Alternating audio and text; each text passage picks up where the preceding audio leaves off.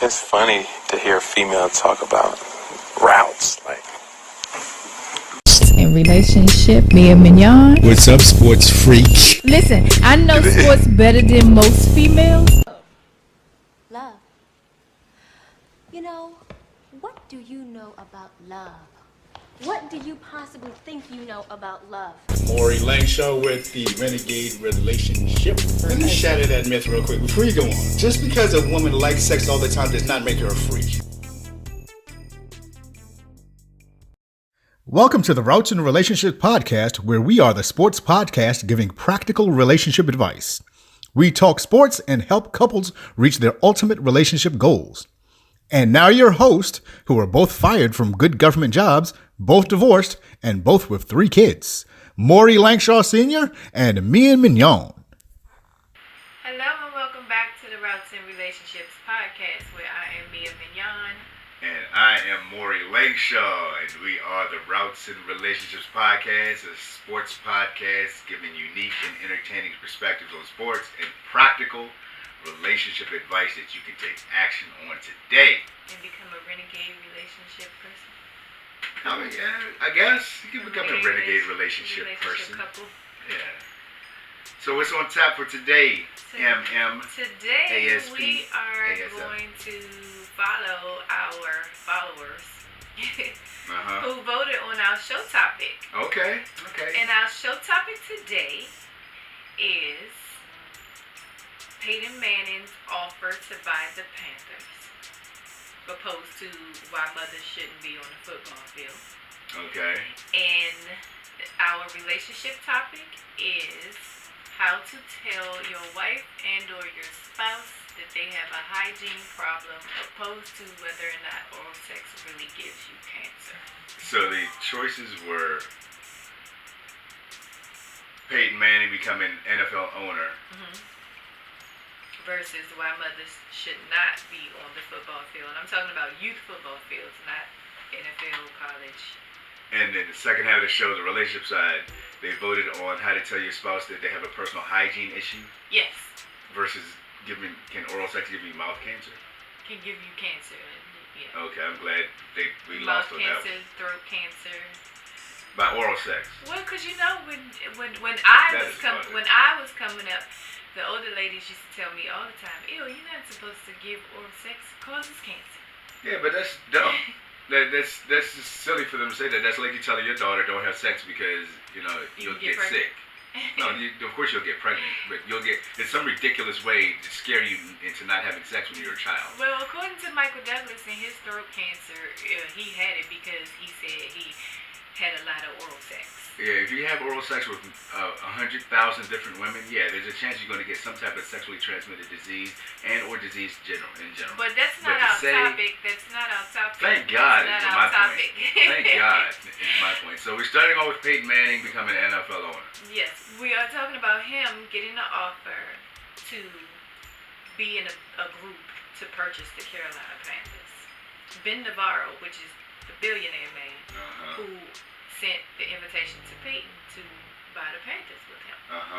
And Peyton had to mull it over, and he had to decide it. I guess he had to decide because he is the richest football player to have ever played the game. So I guess he said, do I want to continue to do this? Do I want to work in the front office? Do I want to own a football team? So it's out there for him to Time out. You said Peyton Manning is the richest football player to ever play?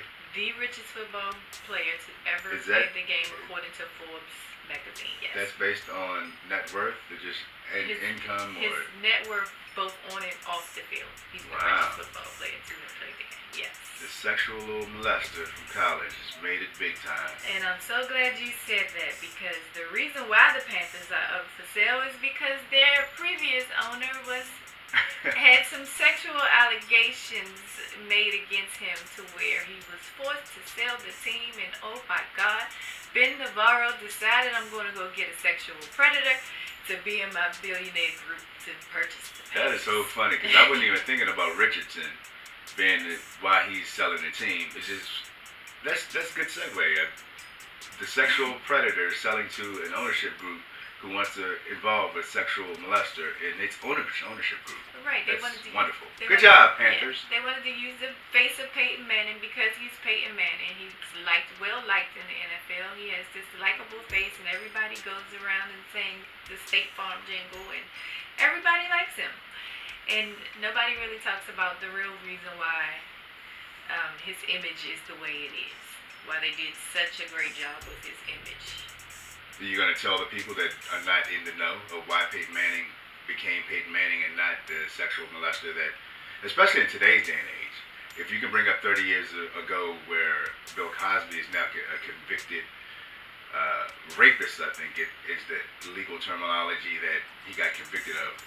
Penetration without consent is a serious charge. From 30 years ago, why isn't Peyton Manning getting the same treatment? That's a topic, another topic within itself. I think it has something to do with melanin, but I'm not sure. I have to do my research And to find out. For those of you not familiar with melanin, it's the color of your skin. Yeah, I think it has something. I think I read that somewhere that it has something to do with melanin. If you have too much melanin, then You're going to be torn down completely. Yeah, I think. But for some reason, Peyton Manning is now in the bidding to own an NFL franchise. Well, up until about 15 hours ago, he was in consideration, but there's another billionaire group that may take over. Actually, as of 2 hours ago, I think I know who you're talking about, and that's today's news, actually. Yes. So you have a chance to break it I have for this podcast world. Yes. Because I don't think Bill Simmons has broken this yet. Because we're going to put out our podcast before Bill Simmons puts out his. Yes, that Peyton Manning will. Well, I don't even know. First of all, I don't even know if he actually said that he was going to join Ben Navarro on this group. But it doesn't matter because, what's his name? David Tepper. David Tepper has become a very good front runner, if not the man who will end up buying the Carolina Panthers. And based on what we're seeing today, and that's today, is that they're going to close this deal during the NFL meetings coming up in next week. Oh boy. So David Tepper looks like he's going to be the owner of the Carolina Panthers. Who else was bidding? Remember P Diddy and Sean Combs were talking about that? Was back in December. He put out on Twitter and Instagram he wants to buy the Panthers. You see, yes, Diddy did put that offer out there, and he wanted other people who were in his financial bracket to do the same. But see, this is what I mean about, all black people do is talk, or some black people, majority of the black people, all they do is talk. And you had the opportunity and the offer that was out there, but Diddy said, hey, let's join forces, let's buy this NFL team. And everybody was like, yeah, Diddy, that'll be a good idea. All right, I'm going to get back with you. Crickets. But, we just like to talk, party, bullshit, dance. Like Donald Glover said, this is America, just dance around the issue. Well, in Diddy's defense, he did bring on Steph Curry. Steph Curry was serious about being part of an ownership group. Colin Kaepernick was serious about being part of the ownership group. So those three, they still don't have the cash to buy an NFL franchise or become at least a 30% majority stake, which NFL requires. Mm-hmm. However, of the four major players, you mentioned David Tepper, who's likely to become the owner. Yes. You mentioned Ben Navarro, who was the front runner. Yes. Alan Kestenbaum, the Canadian Steel guy, he was another ownership group. But my favorite guy, who I was hoping for him to get it, because he actually got with P Diddy. It wasn't an African American or a minority that got with P Diddy, but Michael Rubin. Michael Rubin, Philadelphia native, owns the 76ers, the Devils, and a Premier League soccer team. The billionaire investor himself wanted Diddy, Steph Curry as minority owners. So he did have a majority owner that could buy the team. So it'd be Michael Rubin, who's a white guy, but very involved in the city of Philadelphia. Matter of fact, I'm not sure how many people know this, that he was a front runner in freeing Meek Mill. Did you know that? No, I did not. That is, I really looked into this NFL ownership group thing about another, with the league that's 70% black, and in other diverse areas on the field, with no representation in ownership, is just a problem.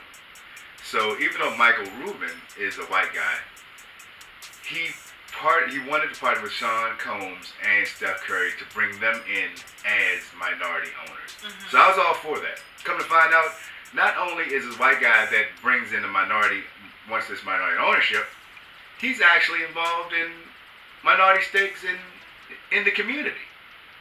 And one of the major headlines is he was the front runner, the main celeb in the freeing of the Meek Mill case. Well, I have a whole totally different feeling about that whole Meek Mill case, but for the sake of this show topic, I applaud him.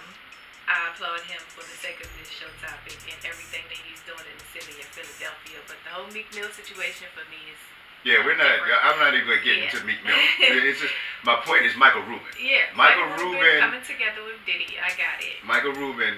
I'm talking about his character. Mm-hmm. He realized the Meek Mill thing was a horrific case that just can't happen within the criminal justice system, and he was the front runner in freeing him. And this is a guy who's put forth his money and put forth a minority team to buy an NFL franchise, and it looks like he's still not going to get it.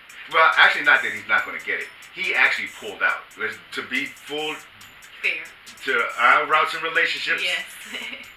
Fan base and how we tell the truth, he actually pulled out when the bidding got to $2.5 billion, and right now it's at like $2.6 billion, and David Tepper is like still in the running. So, shout out to Mr. Rubin and David Tepper, who will be owning. So we think. Let me say that again. So we think that he'll be owning the Carolina Panthers. All right, there you have it. There you have it. As long as Peyton Manning didn't get shit. No, Peyton Manning, no. It still amazes me that Peyton Manning is a squeaky clean image type of dude, and he's some shit. He has. Let me ask you this. Can I ask you? It's not on topic. Is Harvey Weinstein been locked up yet? Has he been convicted yet? He has not. Okay. Neither has Woody Allen for raping and marrying his daughter. No. But Bill Cosby got convicted. Okay. I was just asking. It's not on topic, but I was just asking. Yes. So Ben Navarro and the Peyton Manning ownership group is not going to get the Carolina Panthers, and David Tepper is. He's already part owner of some team, right? The Steelers, I think it is. I think that's why the NFL owners he's going to get the votes, because they're familiar with the guy. Yeah, he owns part of the Steelers. He's going to have to sell his stake in the Steelers, though. Can't own two NFL franchises, can you? I would think not. There would be a conflict of interest. Yeah, I would think so too. All right, moving on. Oh, you know what? Before we move on, because I feel like I need to say something that doesn't have anything to do with Peyton Manning, and it doesn't have anything to do with our next topic. But I just came from the bank, and I ran into somebody that I know at the bank, who we see at one of our children's sporting events. Right? So we exchanged hellos and pleasantries and all that other good stuff.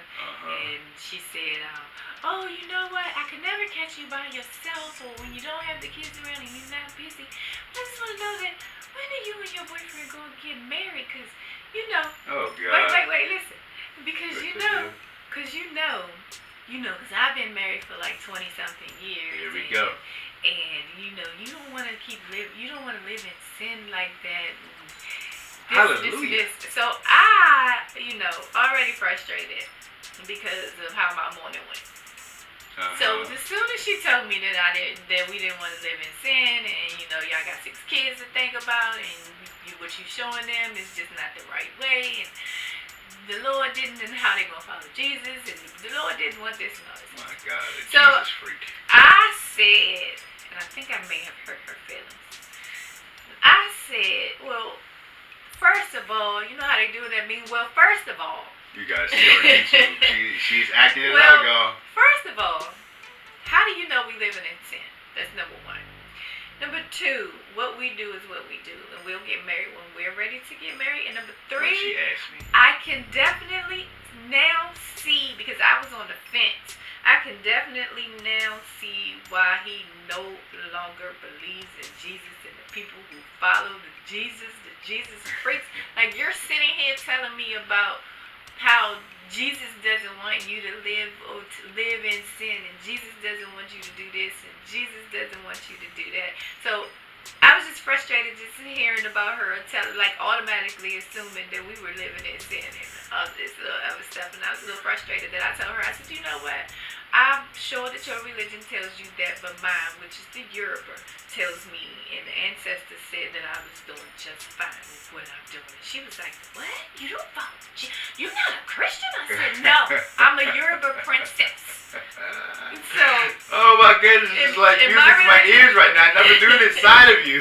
I'm a Yoruba princess, so if you want to, since I know all in detail about your religion, if you want to, when you don't have anything to do, how about today, before you question another person, research a Yoruba princess and see what they are and what they do and what they practice. Well, welcome to the light. I'm not a religious guy at all. My religion is truth and love. And I was having a conversation with my kids this morning. I'm all about truth and love. If you want to worship, make sure it's in truth. Mm-hmm. And as long as we all love, then we'll be all right. But people that come to me that tell me what the white man called you a nigga and gave you Jesus, the same person, you gonna come to me and say that's what you're willing to die for. Mm-hmm. We're completely off topic right now, but yeah. So I'm glad that happened today. In truth and love, we're going to truthfully tell our spouses that they have a hygiene problem, and we're going to say it with love. So we are talking about telling your spouse that they have a hygiene problem. How do you do that? Let's tell them Slim, you stink, man. Let's tell them why we came up with this topic. All right, go ahead. So I was listening to sports radio, like I do all the time, and they have these crazy stories. So one of the stories that they chose for that particular day was there was a lady, I don't know where she was from, like Oregon or Colorado somewhere, but she had this medical condition that every time, she had it since she was a child, that every time she ate seafood, her pores would just spew out this unbelievable funk, according to her husband and her doctors. That it was like it can stink up the entire house. If she's in the bedroom, the entire house can smell like a war. So, this happened all her life. So they finally decided to give her some treatment, and they finally found a medicine that she can take now, that she can eat crab legs, because she really likes crab legs. That she can eat crab legs, and in turn, she no longer can smell like fish anymore while walking down the street or sitting in the house. So, but she's been married for 22 years in this process. So the husband got off easy because she knows she gives off this high. She has a medical condition. Right. So he didn't have the difficulty, the task of saying, gosh, my wife stinks and she doesn't know it. How do I tell her? Right. So he got off easy. He got off easy. And you're asking a question, how do you tell your spouse who doesn't know they have a hygiene problem? Mm-hmm. How do you tell them that? Yeah, well, sometimes it could be a medical condition. And especially for women, it could be a medical condition of why they smell the way that they smell. Right, but you know that though. You would know that if you have a medical condition. You would think she knows that. No, you have a medical condition. You're taking medicine for it. It's medical. Well, she has a medical condition, yes, but I'm talking about some women's issue could be a medical condition. And she doesn't know? And she doesn't know that she has a yeast infection. She doesn't know that her boyfriend went out and had sex with somebody else and gave her chlamydia because it doesn't give her signs and symptoms. Or she could be walking, That's going to make her smell? Yes. Hell yeah, that's going to make her smell. Okay. Or if she doesn't clean the sections and parts of her vagina properly, then yes, she's going to smell. Yeah, I'm kind of misunderstanding the question then. Because I'm talking about hygiene. I'm talking about bad breath, funk of the arms, stinky pussy, all that stuff. You're talking about just potential sexually transmitted disease. Not even a sexually transmitted disease, just that your vagina smells bad. For some reason. Yeah, I'm including so no bad breath, no underarm odor. Well, you can throw that in there if you want to. Yeah, that's how I read the question. Specifically, but how do you tell your girlfriend or wife that she just has an odor? She could have a vagina odor, a musty smell to her. I don't know, bad breath, hair stink. I don't know. All right, well, let's get into helping the people. Yes. If you have this issue where your spouse is not the most fruitful smelling person, how do you tell them that they need to change their ways? They need to clean up a little bit.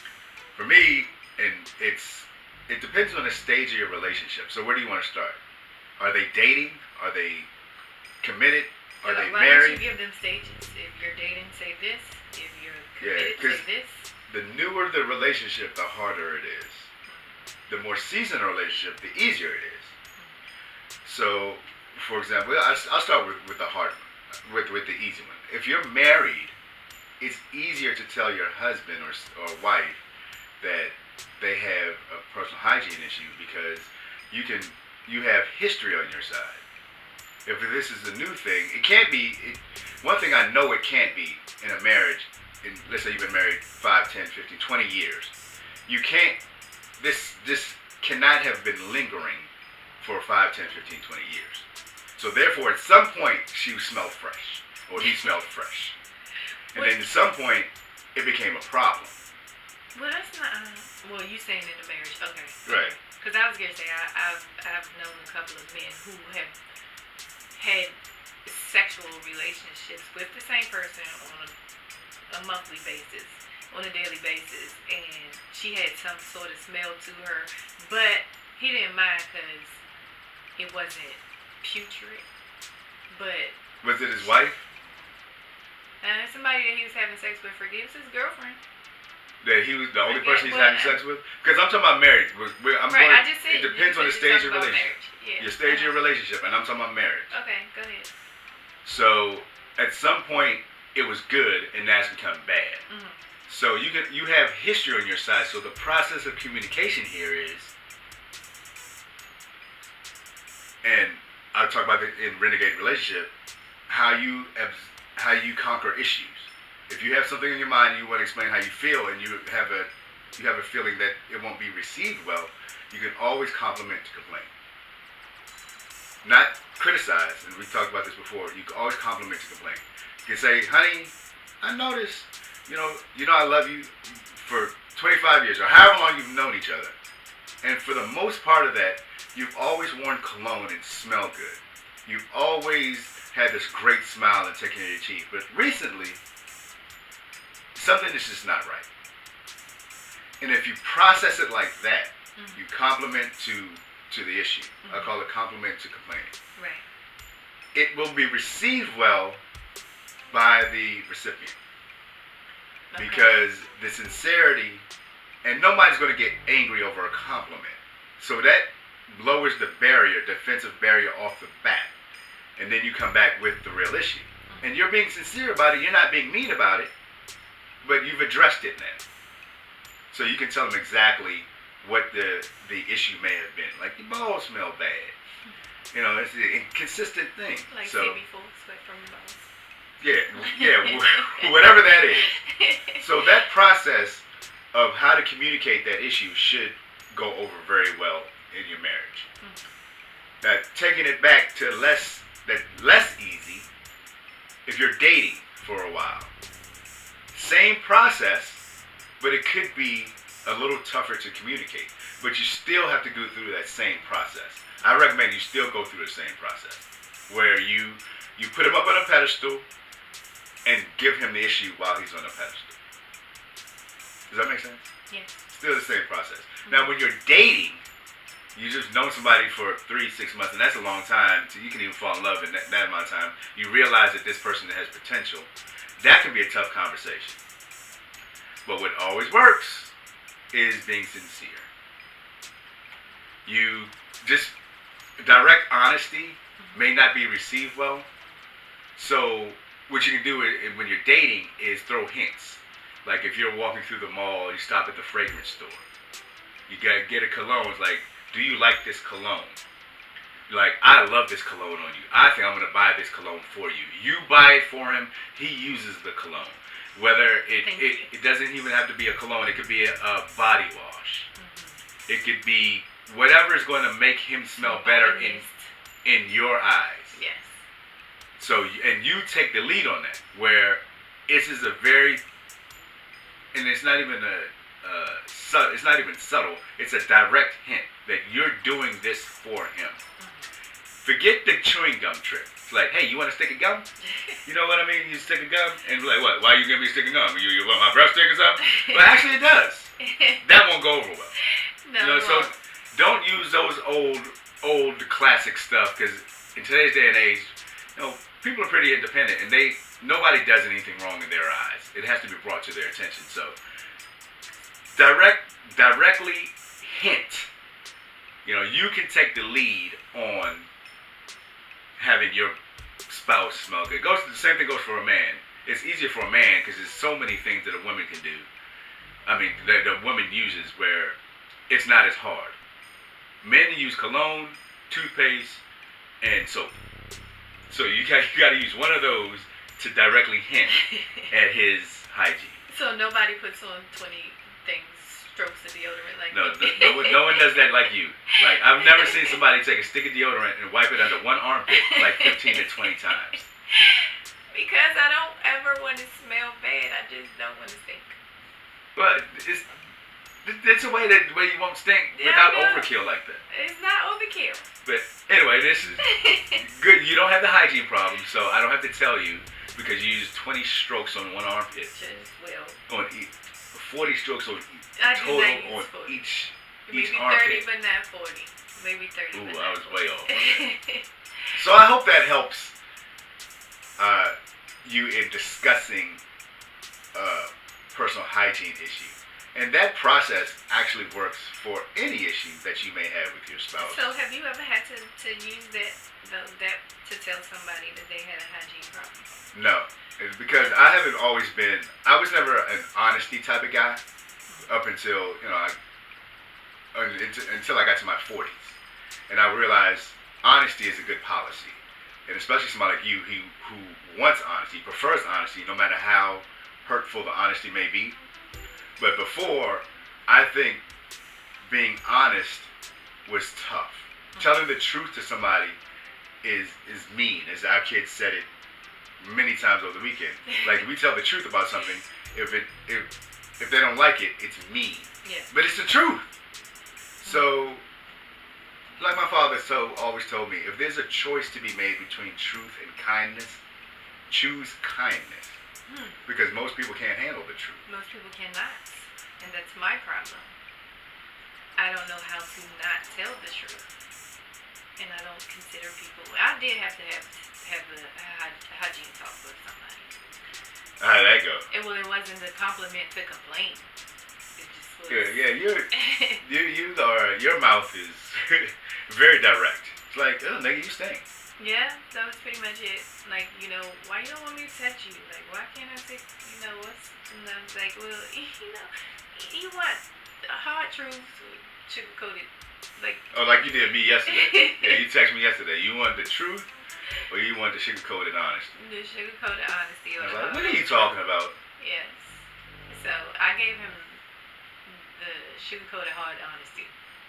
The sugar-coated hard honesty? No, that doesn't make sense. I thought it was a choice. Do you want the hard truth, or do you want the sugar-coated? I sugar-coated it by saying, it doesn't make you a bad person, but yada, yada, yada, yada. What's the yada, yada, yada? You yada, yada over the most important part. You smell. Like, I don't like to be with guys who just... And he took showers. So my thing was, I don't like to be with guys that just take showers. And you don't wear any cologne, or you don't even put any Vaseline lotion on with the cucumber and olive smell. Like, nothing. Like, you just come out, smell like water. Like, I'm not even sure if you even use the black African soap or the oatmeal soap. Like, I'm not even sure. You just smell like water. So soap has a scent, so you should at least smell like soap.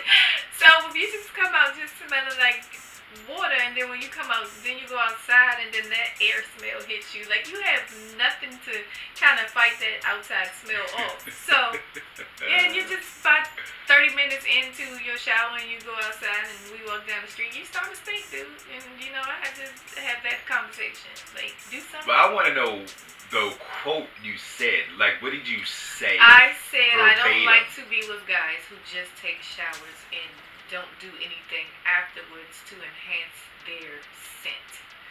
And you don't use lotion with the smell. I'm not even sure you use soap with the smell because you just smell like water. He was like, well, what the fuck you talking about? Water don't even have no smell. Exactly. So right, now we're on the same point. Well, now we're on the same page here. So, like, you don't even use, like, what kind of shampoo do you use? Do you use hair balm? Like, do you even wash your hair when you're in the shower? You just let the water fall off? Like, what's the deal? So, I don't know. I want to take a shower right now. So, yeah, that was my conversation. And he was like, well, I know I take showers. I don't think anybody else ever told me that before. It must be something wrong with you, because ain't nobody never told me that before. See, and I was just on a podcast last night. We talked directly about different issues and the men and women being accountable. That is becoming a pet peeve of mine, where just be accountable for your actions. God damn, nobody's going to kill you. You don't have to get all defensive about it, but just be accountable for it. You've been given this information. Take it, because that's the way the other person feels. You can't get mad at the way somebody feels by what they're explaining to you, what they're telling you. It's the way they feel. You can't get mad at that. No, if you get mad at that, then you have deep-rooted issues. And here's a flip side, an add-on to this. If somebody gets mad based on the way you feel, run. Get the hell away from that person. No, don't be in a relationship with that person. Because you feel the way you feel. Run away from that person. Run away from that relationship immediately. As fast as you can. Alright, anything else going on? Nope, I guess we gave everybody their advice to come out smelling nice. The sun is out and you want to smell nice. And Peyton Manning, the sexual predator, is no longer in the running to buy the Carolina Panthers. So Cam Newton, you're safe. Well, good. On that note, we're going to end our show. We want to thank you all for listening to another episode of Routes and Relationships. And if you have any comments, leave a review. Go to iTunes, all your podcast outlets. Hit us up on Instagram, Facebook, under Routes and Relationships. And YouTube. Yes. YouTube, go subscribe, hit the notification button.